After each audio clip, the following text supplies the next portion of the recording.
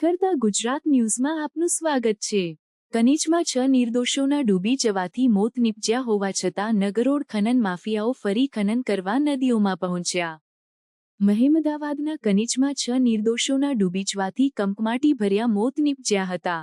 તેમનું હજી 13મું પણ થયું નથી ત્યાં તો નફ્ફટ તંત્ર અને નગરોળ ખનન માફિયાઓ ફરી પાછા નદીઓમાં ખનન કરવા મશીનો, હાઈવા અને ટ્રેક્ટર લઈને રેતી અને માટી ચોરી કરવા પહોંચી ગયા છે।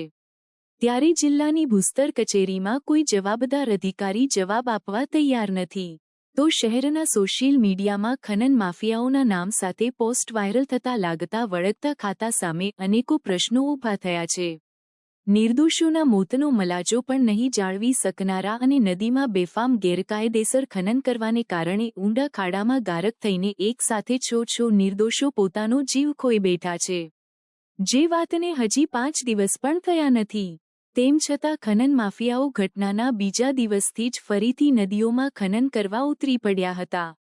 કનીજ પછીથી હવે મહેમદાવાદના સરસવણી, સેવાદળ, પહાડ જેવા સ્થળોએ દુર્ઘટના ઘટવાની સંભાવનાઓ છે। ગણેશજીના વિસર્જન માટે આ જ ઘાટો ઉપર અમદાવાદના હાથીચણ, હીરાપુર, ઓઢવ, વસ્ત્રાલ જેવા વિસ્તારોમાંથી ખૂબ જ મોટા પ્રમાણમાં ભીડ જામે છે, ત્યારે પણ ઘટના બને તેવી શક્યતાઓ સેવાઈ રહી છે। આ બાબતે મહેમદાવાદના સ્થાનિકોએ જણાવ્યું હતું કે ટ્રેક્ટર અને હાઈવા ભરાઈને રેતીની રાત દિવસ ચોરી થાય છે, કોઈ બોલનાર નથી અને કોઈ કહેનાર નથી। વાત્રકને ખનન માફિયાઓએ ખોદી નાખી છે, જેને કારણે પહેલા કનીજ અને હવે મહેમદાવાદમાં કોઈ મોટી દુર્ઘટના બનવાની શક્યતાઓ છે। આ બાબતે ખાણ ખનીજ વિભાગ નડિયાદનો સંપર્ક સાધતા જાણવા મળ્યું હતું કે કનીજની ઘટના બન્યા બાદ ઓફિસમાં અધિકારી આવતા નથી અને રજા ઉપર ઉતરી ગયા છે, જ્યારે બીજાને ચાર્જ સોંપ્યો છે તે પણ હજી હાજર થયા નથી। પણ ઓફિસમાં હાજર ક્લાર્કને પૂછતા તેમણે જણાવ્યું હતું કે કેટલાય સમયથી કલેક્ટરે બધા જ માણસોને રડુમાં ધ્યાન રાખવા જણાવ્યું છે।